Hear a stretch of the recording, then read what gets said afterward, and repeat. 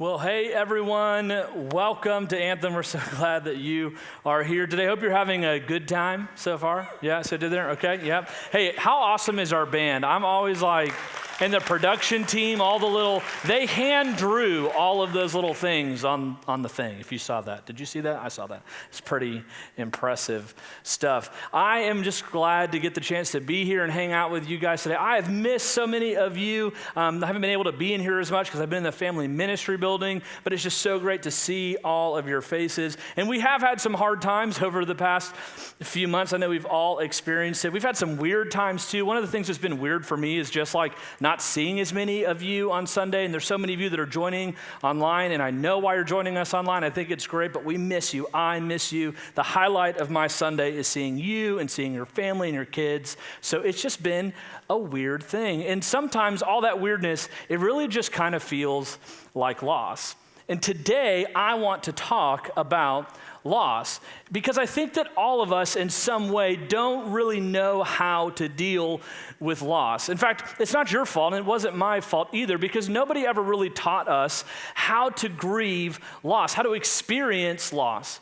And to set it up today, I want to talk about a moment of my life that seems like no big deal. In fact, it is really no big deal. I laugh about it now, but it happened when I was in 8th grade. But to really help you understand the importance of this moment in my life, you are going to have to understand hair culture for middle school boys back in the Dizzy. That's how we said it, in case you're wondering. I had frosted tips. Anybody had frosted tips back in the Dizzy? Yeah. So I had incredible frosted tips. My mom would pull my hair out of a cap in, the kitchen and then bleach it, and it was this whole thing. It was cool.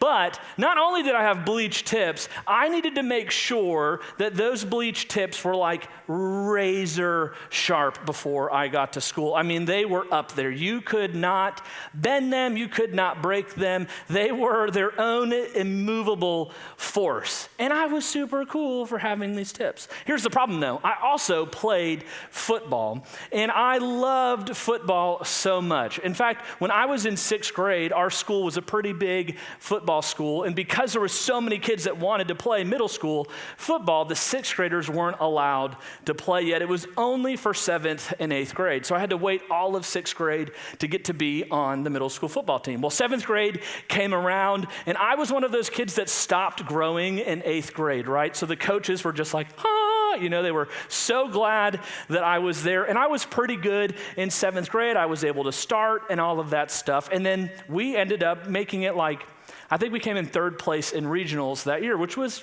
okay and decent. But we got new coaches when I went into 8th grade. And these guys had both played beyond high school. They were really serious, really hardcore coaches, which is like exactly what you need in middle school, right? And so we were really pumped because these guys were the real deal. And so in 8th grade, I got to play both ways. I got to play offense and defense. And if you don't know sports ball, that means the person who's scoring the ball and the other team, the defense, is stopping someone from scoring the ball. And I didn't really like offense. I thought offense was just for prima donnas. Like that was not really my thing. They all had nail polish and stuff. I was not down with that. I wanted to be on the defense. I was the Brian Urlacher of 8th grade. I was really serious about this because I just loved running people over. So I was really, really, really focused on football. Football was so extremely important to me, and so were my frosted tips. And so 2 games into our football season, everything was going great. And one of the things that I had to do because of my frosted tips and all the gel and stuff was I had to wear this ridiculous Under Armour name brand drop, like do-rag thingy underneath my helmet. Otherwise, I would get, all that sweat and gel in my eyes. Well, one day I left my do-rag thing at home, which was a big mistake. I was already running late for practice, and I didn't rinse any of the stuff out of my hair. And there was a lot of stuff.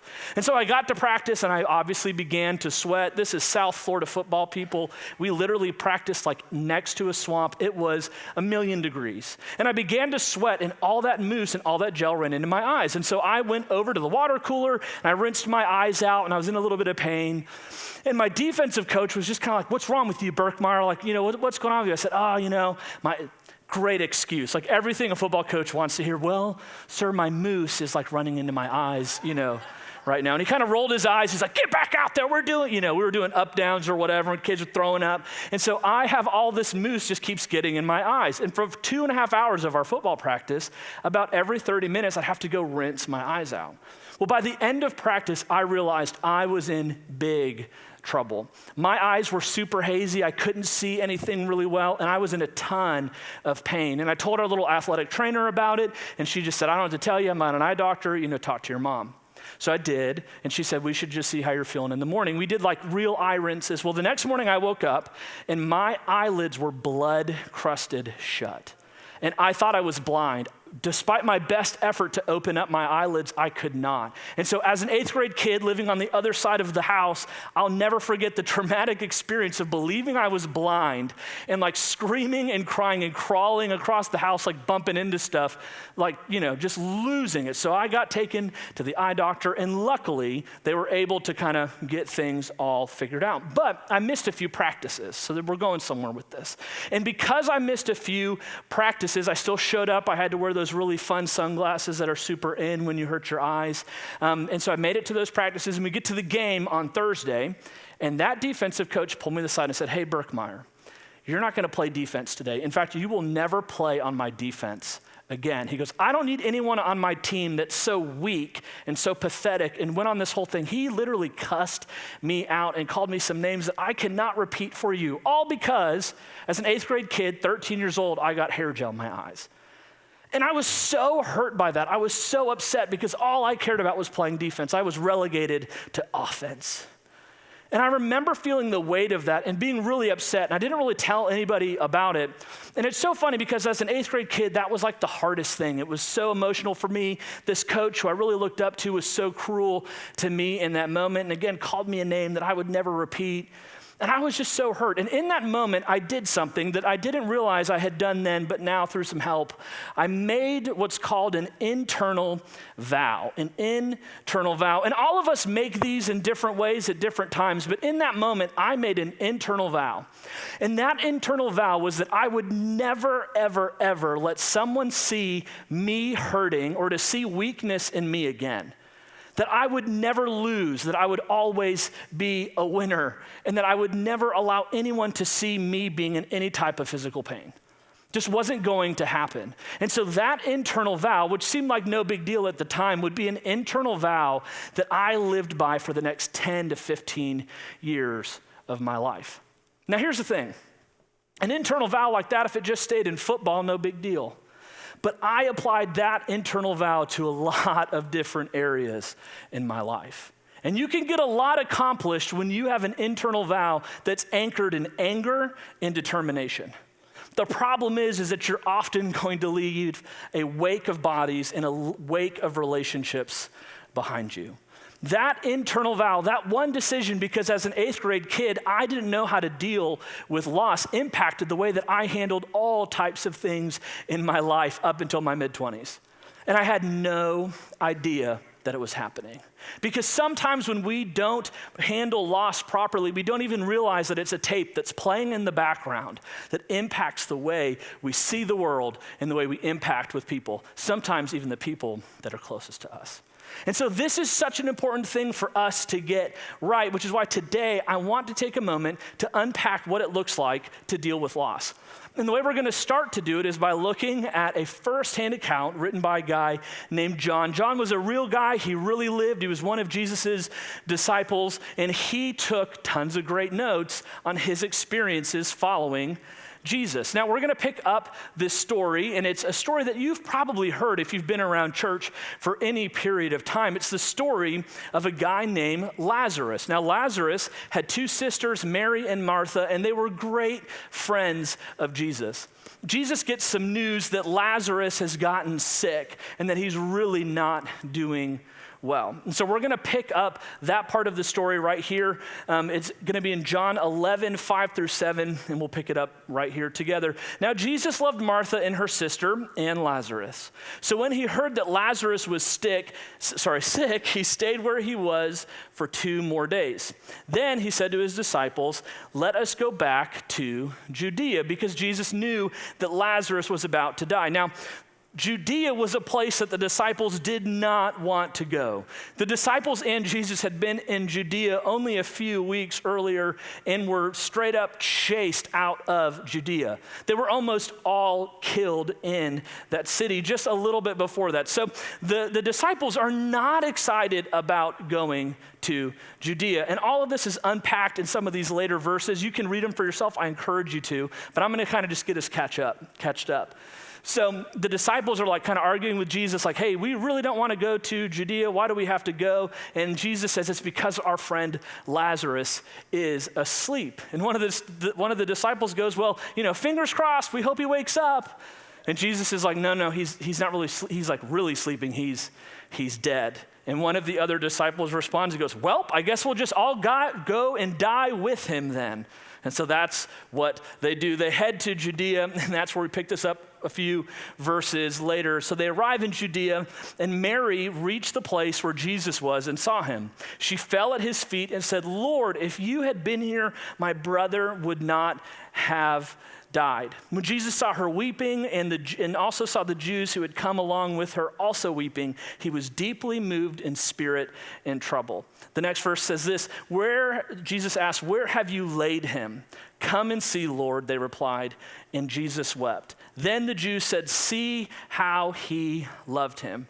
Now, just to understand really what this whole experience was like in that culture, when somebody would die, they would mourn the loss of that person for days and days on end. And by the time that Jesus had showed up, it had been 4 or 5 days since Lazarus had been buried in this tomb. And so there's all these people that are out there mourning, and Jesus sees them mourning and mourns with them. And now what happens next is quite funny, because Jesus does this little prayer kind of for people to see. And he's like, God, you know what I want you to do, and you know what I need you to do. And I'm just asking you for the power to do it, because I want everyone around me to know that the power that I'm about to use to raise this guy out of the grave comes from you. It's an interesting prayer. And so Jesus goes, hey, I need you to roll back the stone so that I can walk in and see Lazarus. And them being smart people who'd been around dead bodies before, they're like, Jesus, you don't want to do that because he is really going to stink. And Jesus insists and rolls in the tomb. And so what happens next is that Jesus reaches into the tomb and calls out in a loud voice, Lazarus, come out. The dead man came out, his hands and feet wrapped with strips of linen and a cloth around his face. Jesus said to them, take off the grave clothes and let him go.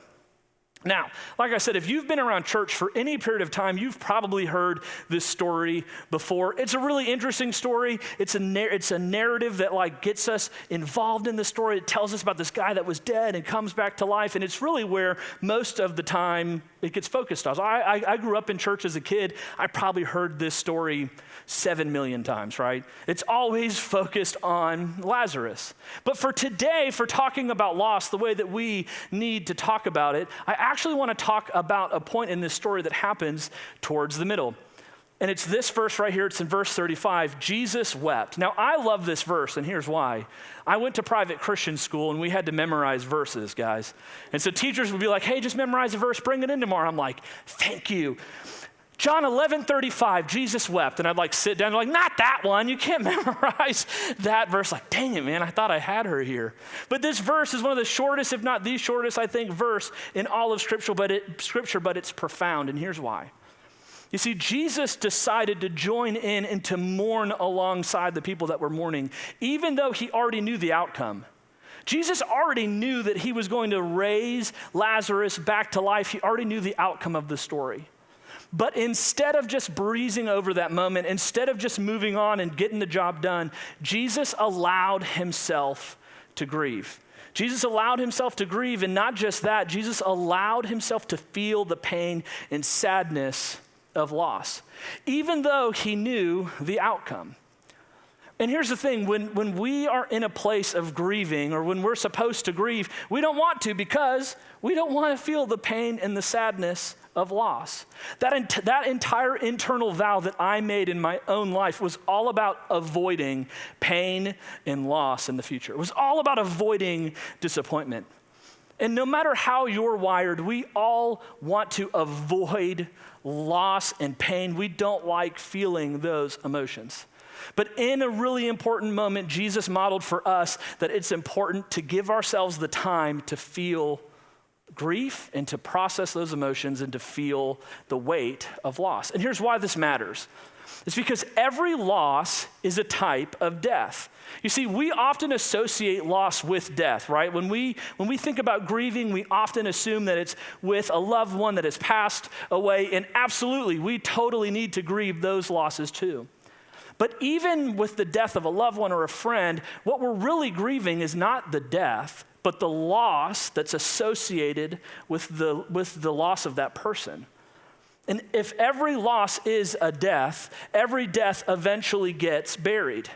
And here's the thing that none of us fully realize, I don't think, is that ungrieved losses are buried alive.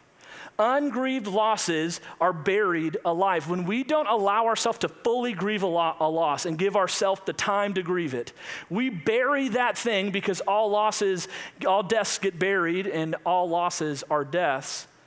We bury that loss alive. And if you've seen any horror movies, you know that when we bury something alive and it comes back to life, it is always nastier than it was before. And it will come back and it will haunt us throughout the whole movie, and in our case, our entire life.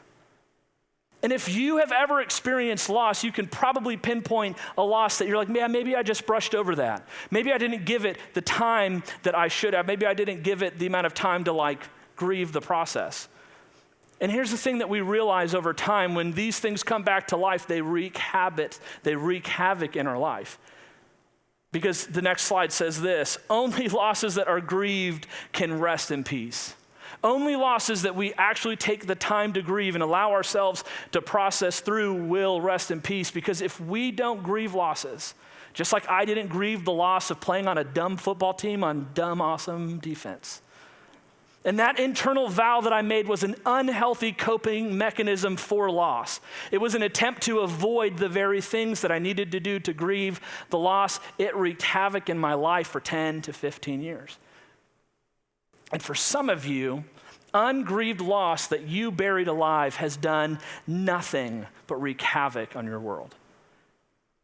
In fact, this year has been a really tough year for all of us in different types of loss.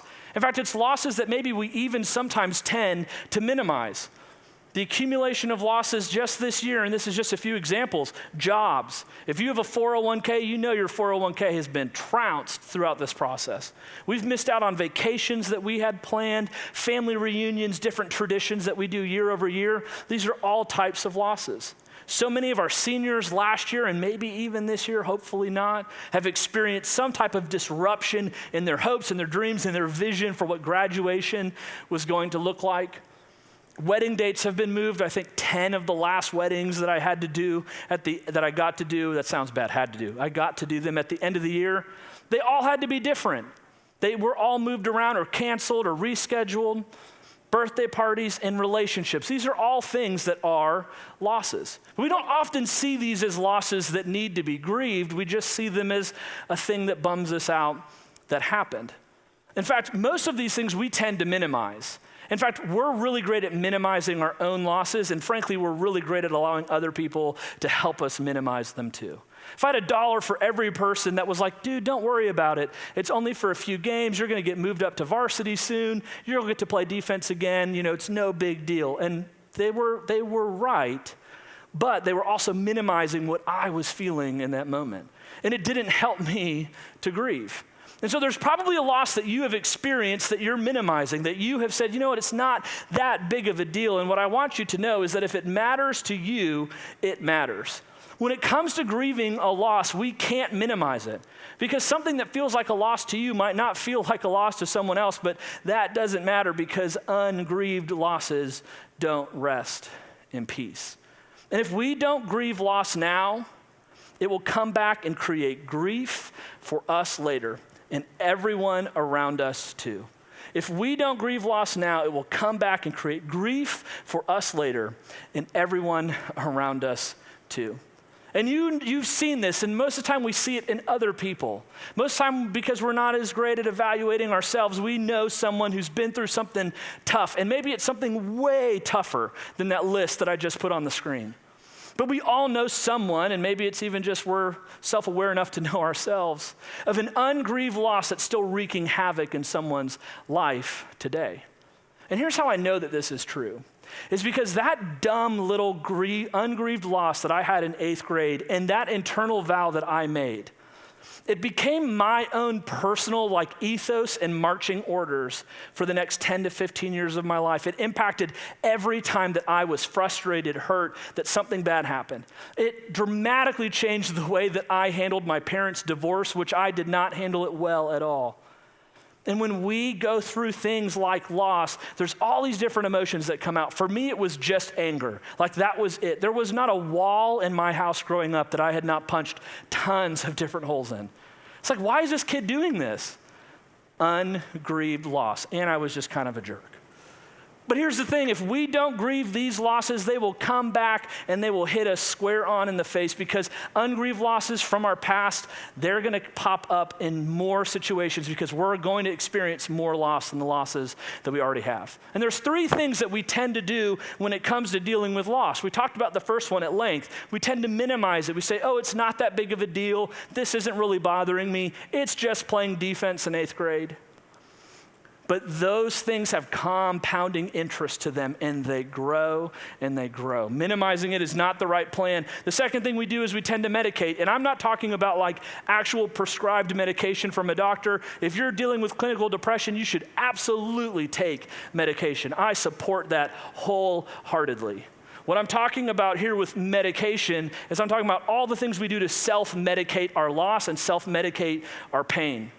Binge eating, unhealthy relationship with alcohol, self-harm, narcotics, whatever the thing is that we do to medicate and to try to numb the pain, it is not making 1 ounce of difference. Because numbing the pain doesn't bury something dead. Numbing the pain just delays the emotions and the feelings for a short while, and then that thing comes back to life once again and wreaks havoc in our world. And the third thing that we do, we'll go back to that list really quick, the third thing that we do is we alienate. We push people away, especially if that person somehow reminds us of that loss. If it's someone that's trying to help us with the loss, we push them as far away as humanly possible, because that association with them constantly brings up that ungrieved loss that you thought was buried dead, but was actually buried alive. So, the thing that I want us to understand about loss is this. Nothing in our past is really in our past if it's still present with us today. Don't miss this. Nothing is actually in our past if it's still present with us today. And I'm not talking about the thought of it. I'm talking about the fallout of it.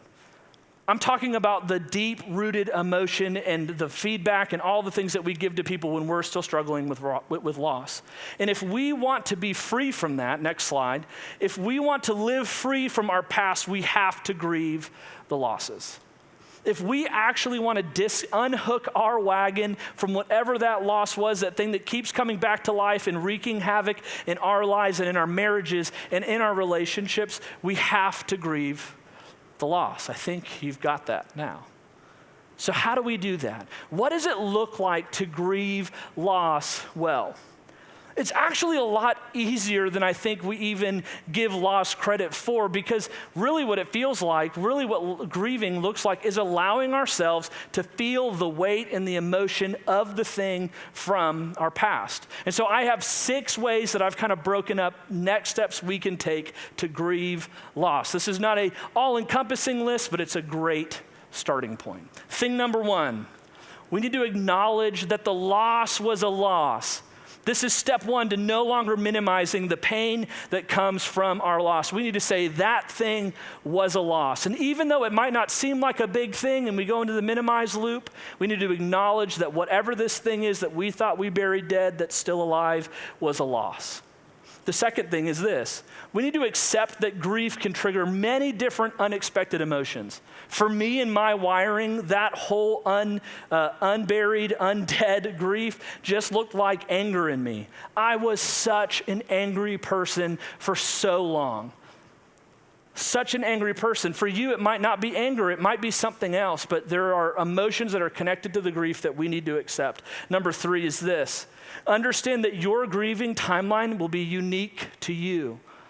I love quick results. I'm the fix-it guy. I want to fix the problem. I want to solve the solution. And grief does not work that way.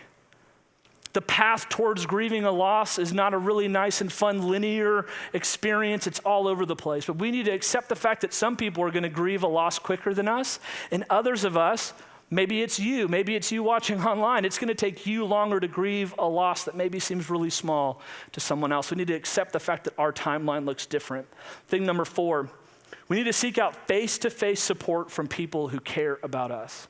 This gets rid of our opportunity to alienate it. The worst thing that you can do when it comes to grieving a loss or even experiencing a loss is to move away from people, to go into isolation. It's what we naturally want to do, but it's the worst thing for us. If we're going to grieve losses and really bury things dead so that they can rest in peace, so that we can have peace, we're going to have to surround ourselves with people that genuinely care about us. Next thing here, support yourself emotionally by taking care of yourself physically. I'll be the first one to tell you, for the past 8 to 10 years, I have not done a great job of taking care of myself physically. And I know for a fact that my inability to take care of my own body has an impact on my emotions.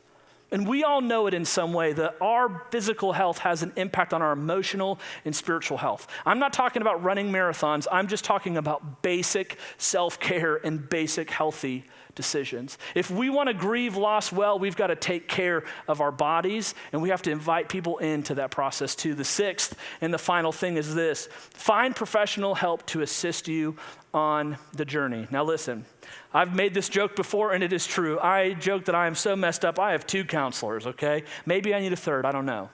But having a real mental health counselor has been the game changer in my life.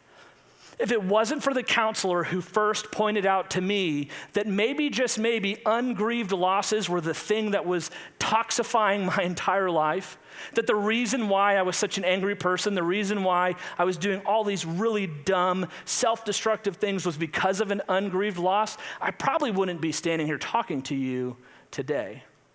Finding professional help is not a bad thing. It is a good thing. And this might be the very thing that you need to do to help you properly grieve a loss so that that loss can be buried dead and so that it can rest in peace. Here's what's so great about our church. And I can say this because I love our church. But we have amazing counselors that we allow to use our space here at Anthem that you can get connected to. It's so easy. All you have to do is text Anthem next to 41411, or you can visit our website, anthemchurch.com/care. These are real deal licensed mental health counselors that would love to help you on your journey of grief. And I'm telling you, it could quite literally change your life. The other thing that you just might need to do is just stop by the gallery today, and maybe step 1 for you isn't going and seeking professional help, but just telling someone, hey, I have an ungrieved loss that is wreaking havoc on my life. We can't not try this. We can't not do this, especially in the midst of a season when we are experiencing so much loss. Because if we want to live free from our past, we have to grieve the losses. And I think we can do this because it's really not that hard on our own time side of things, but it is very difficult emotionally. But it is worth it. It is so worth it to grieve those losses because on the other side of a grieved loss is peace. I want it for you, and I know that you want it for you too, so ask for help. Would you pray with me? Heavenly Father, it's so easy for us to just minimize the loss that we're experiencing. It's so easy for us to see our own pain as something that's not that big of a deal. God, it's so easy for us to make excuses for the way that we self-medicate and the way that we alienate. God, help us to see that these are not healthy ways of coping with loss. But God, that your son Jesus modeled for us, even though he didn't have to, how important it is for us to grieve losses so that we can bury them dead so that they can rest in peace. God, you want for us to be able to put the past in the past and even hopefully one day leverage the pain from our past, the pain from our losses to help someone in the future. But God, we can't do that until we grieve a loss and bury it dead. So God, would you help us? Would you help us be people who grieve loss well and help others with it too?